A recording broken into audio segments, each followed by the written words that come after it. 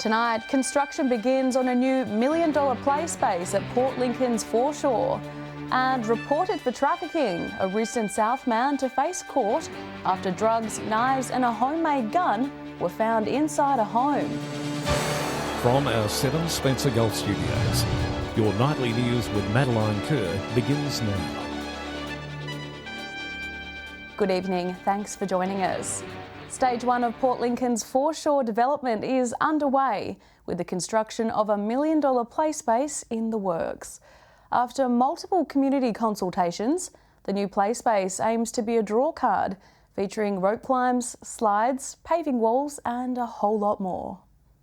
The first stage in developing Port Lincoln's foreshore, a nature play space, has been given the all clear after a long negotiation process. Elton Landscapes taking on its construction.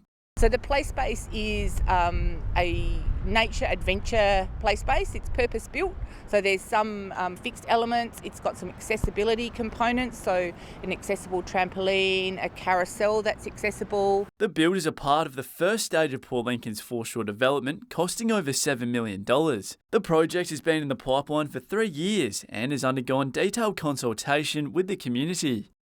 There's a lot of preliminary work, and obviously we went through an expression of interest process and then a shortlisted request for tender process, and then we've been in negotiations with our preferred contractor Elton Landscapes. The play space will include a sandpit area, a barbecue picnic bench, a drink fountain and a water play area. Stories from the area's traditional owners will be highlighted throughout the space, with artists coming on board to contribute their works. So that's where we're inviting First Nations artists to put in a bid to do some artwork within the play space that's telling Bungala story. The play space area will aim to be complete by the end of the year, while other foreshore projects are not too far behind. So we're hoping that these guys will be finished in October. We're hoping to go to market for the seawall and trail in the next month or so, and then the same with the jetty for a design and construct. Henry Millick, 7 Spencer Gulf News. Dried cannabis, drug paraphernalia, cash and 12 throwing knives. That's what's been found inside a home in Risdon Park South after Port Pirie Police searched the property with help from the dog squad. As part of the search, a homemade firearm was also located. A 57-year-old man has been reported for trafficking a controlled drug and for having a prohibited weapon and an unregistered firearm in his possession. He's set to face court at a later date. Whyalla Secondary College received a special visit from the 2022 South Australian of the Year today. Professor Helen Marshall's work in vaccinology has had a positive impact across the world, and she often advises the state's Chief Public Health Officer. A trailblazer lighting the path for local students. South Australian of the Year Professor Helen Marshall taking time out of her busy schedule to travel to Whyalla this morning to deliver an inspirational speech to students. The school won the exclusive visit after being nominated by local postal manager Carl Church in a statewide competition. We've had a very exciting morning. I've been invited to come and talk to the students about the reason why I'm South Australian of the Year. Professor Marshall is one of the most celebrated and recognised vaccination researchers in Australia, specialising in public health and infectious diseases at the University of Adelaide. I learnt about how meningococcal is spread. I didn't know that before, just learned about how it's transmitted. I think they're really interested in the diseases that they're particularly susceptible to. So being young people, they are at high risk of meningococcal disease. I think because we've been through our own pandemic and have witnessed so much that we're also inspired as well to look further into it and to stop it into the future. The students actively participating in the discussion and asking Professor Marshall questions about how she built her successful career. With the state's strong emphasis on more women entering into STEM pathways, the school says the talk has highlighted what students could achieve in the future. I think that medicine and being a woman, you should be able to go further into it and nothing should, come in your way. Professor Marshall tells students to make the most of opportunities presented to them and to think beyond their expectations. Student counsellor was a person that suggested to me to do medicine, so take on that advice, think beyond your own expectations, to really achieve what you want to do with your life. I'm so proud of the girls for their enthusiasm and the fact that this is their pathway to have somebody here to speak to them in person is just perfect for them. Edward McCarroll, 7 Spencer Golf News. Still to come tonight, the Community Foundation helping smart students transition to studying in the Big Smoke. And the Spencer Golf farmers taking back control of their health and reaping the rewards.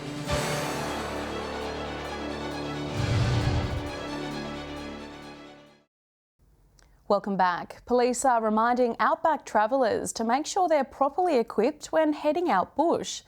The warning comes after Whyalla police drove around 200 kilometres on Friday night trying to find 2 missing men. Officers eventually found the pair, aged 34 and 29 from Western Australia, bogged in their car about 150 kilometres north of Maralinga village on an isolated dirt track. When inspecting the Mazda ute, police saw it was missing its 4th wheel entirely. The men told officers they'd been lost in the area for 2 days and had nearly run out of food and water. The Eyre Peninsula Community Foundation has awarded scholarships to 2 deserving students who will now continue their education through tertiary studies.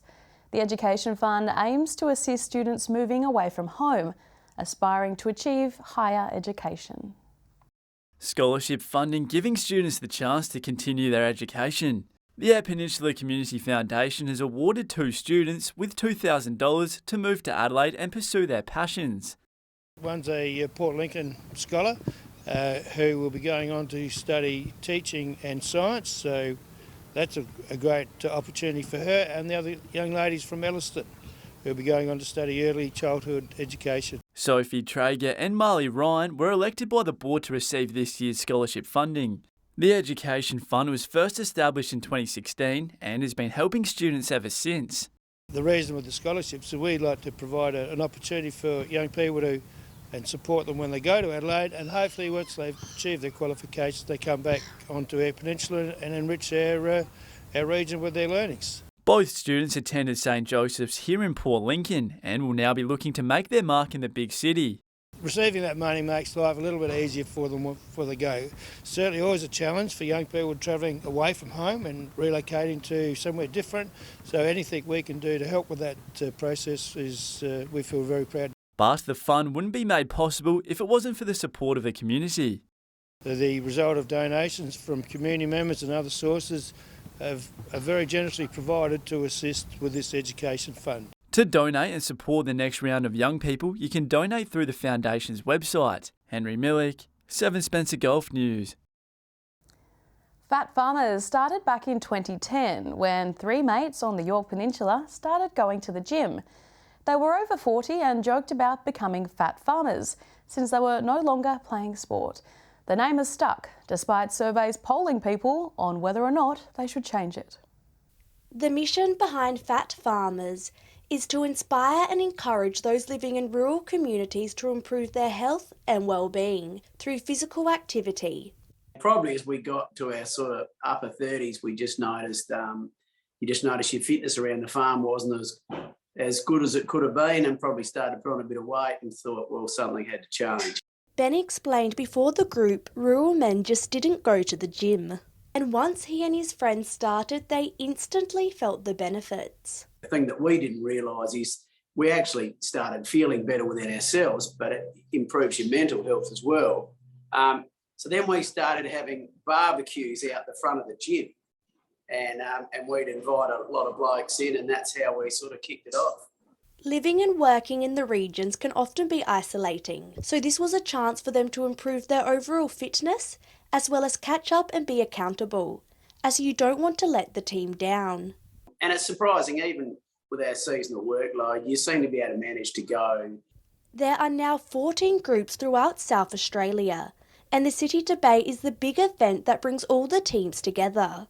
It's really good, and I think for a lot of people that's sort of the catalyst for, their bit of a life change, and we all catch up after and have lunch and run through a few of the groups and achievements, so it's good. The group has been shortlisted for a 2022 Men's Health Award in the Getting Men Moving category. You can nominate the Fat Farmers group on the Australian Men's Health Forum. Annabelle Francis, 7 Spencer Golf News. Stay with us after the break. Fast, safe and efficient. Hepatitis C testing made easier than ever in Port Pirie. And after 18 years as the owner, we talk to the man behind Broken Hill's iconic milk bar and what's next for the 1950s style diner.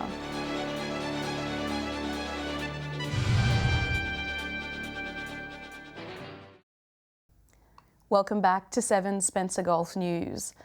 For the first time ever, rapid hepatitis C testing will be available in Port Pirie through a special drop-in clinic.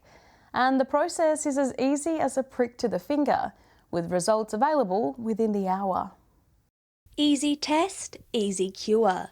Liver and viral hepatitis nurse Deb Perks is breaking down the stigma around hepatitis C, explaining there is nothing to be scared or embarrassed about, and the treatment process has improved immensely over the years. But now we have medication that makes it very easy. It's only 2 months or 3 months and virtually no side effects, so it's very good. And the outcome, the treatment rate is over 95%, so it's very good. Deb says it's important they reach as many people in the community as possible, as hepatitis C does affect the liver, which serves an important function in the body. It's also common for people to experience no symptoms, and Deb explains who could be at risk. Mainly it's people who have ever used intravenous drugs in their life, whether they be young or whether they be old or whenever they used it. People who have ever had a tattoo, whether it was years ago or now. It's spread by blood-to-blood contact. Depending on the success of this pop-up clinic, Deb hopes to make further trips to regional areas in the future, as it's easier for them to travel to regional areas rather than have people travel to Adelaide. Hopefully we'll get a lot of people coming to say, hi, how are you? For more information, visit Hepatitis SA's website or give Deb a call. Annabelle Francis, 7 Spencer Golf News. Broken Hill's iconic Bell's Milk Bar is on the market, with the owner ready to move on after 18 years. It's been part of the city for over 100 years and is one of the last remaining milk bars in Australia.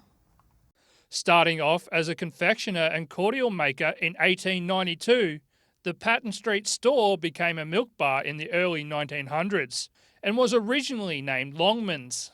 It was later changed to Bell's when owner Minnie Longman remarried Les Bell Sr. Current owner Jason King has run the business since 2004. My mum was actually living in Broken Hill and she is the one who discovered Bell's for sale and convinced me to come down, and we started it together, and I've since bought her out.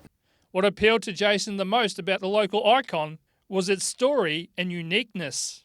When I heard about this place where it's been going for so long, that makes their own syrups and cordials and such a big part of Broken Hill life, I was just instantly drawn to it. Over the 18 years he's owned Bell's, Jason has tried to stay true to its original format, but there were some changes that couldn't be avoided. I like to talk about it like a car, like you find in a shed and you restore it. Some things you can keep original, other stuff you've got to add new. Sometimes someone's added new things and you've got to take it back to the original. That's kind of what it was like with Bell's. In 2020, during the start of the global pandemic, Jason decided to make Bell's mobile and brought an ice cream van to take the milk bar on the road. The idea was to, have Bell's as a great destination, but also be able to go to the people and take Bell's to events and things like that, and then also being pandemic proof at the time. Though he's had interest, it's not too late if you'd like to own one of Broken Hill's oldest businesses and a part of history. Yeah, there's been a fair bit of interest. I can't really say too much, but if someone's watching this and they're interested, it's not too late. Joshua Mercer, 7 Spencer Golf News. Stay with us after the break, past the halfway mark. We check in to see how Spencer Golf sporting comps are shaping up this season, and we'll have the weather details with Alex Sykes.